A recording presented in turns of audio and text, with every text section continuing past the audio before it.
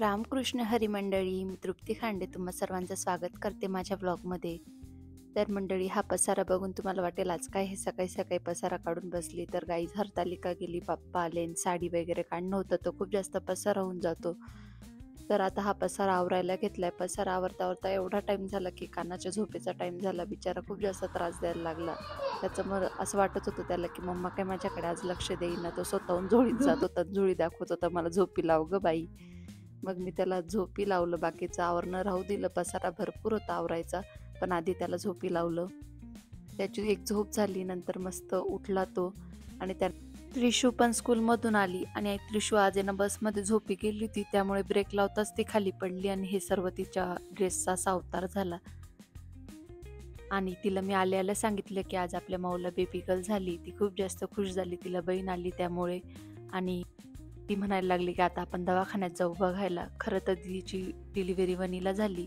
ती डांग सौंदाण्याला 9व्या महिन्यातच आलेली होती. त्यानंतर सटाण्याला तिने 2-3 हॉस्पिटल चेक केले डिलिव्हरीसाठी, पण तिला तिथलं ॲटमॉस्फिअर काही आवडलं नाही, हॉस्पिटल पण आवडले नाही. त्यामुळे तिला मी म्हटलं की वनीलाच करूया आपण, कारण माझ्या पण 2 डिलिव्हरी तिथंच झालेल्या आहेत आणि डॉक्टर पण हुशार आहेत. त्यामुळे आम्ही तिची डिलिव्हरी बोथराकडे करायची ठरवली आणि तिची आज डिलिव्हरी झाली. तिला कन्यारत्न प्राप्त झालं आणि आता आम्ही चाललोय बेबीला बघायला.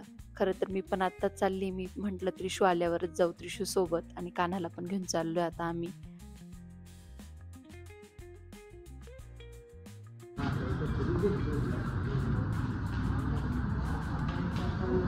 चल.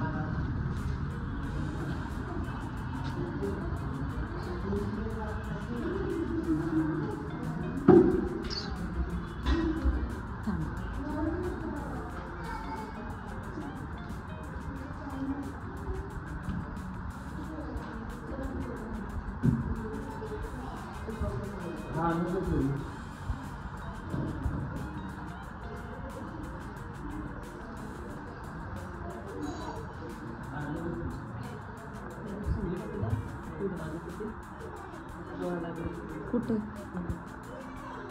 टिप्पा बघ ना,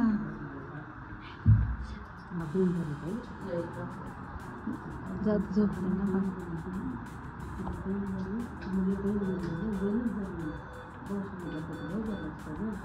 हा ना, त्रिशूच बहीणच म्हणायची बरं का. काय बहीणच.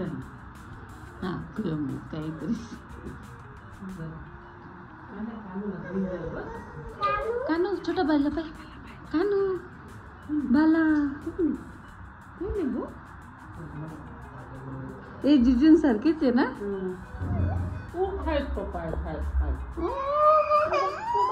त्रिशू काय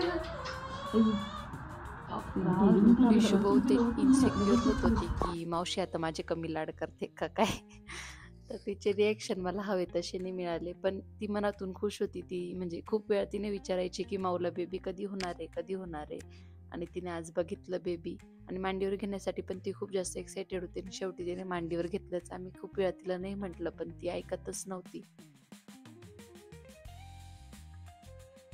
कानू बाला कुठे, बाला कुठे, तिथे बाला.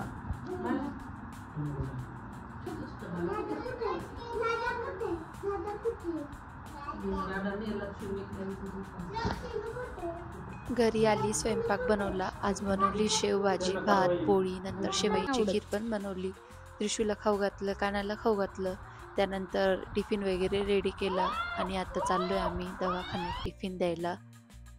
बेबीसाठी दूध पण न्यायचं होतं आणि आता आम्ही निघालोय.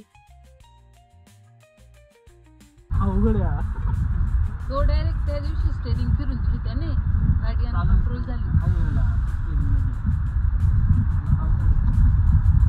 हेलो गाईज, आता आम्ही चाललो दवाखान्यात. आमचे पोरं इतके कहर घालत होते, शेवटी कहर घातला. म्हटलं बरे मम्मी झोपून ठेवतील, माझं काम भेटून जाईल झोपायचं, पण नाही, एवढं सुख कुठं मला.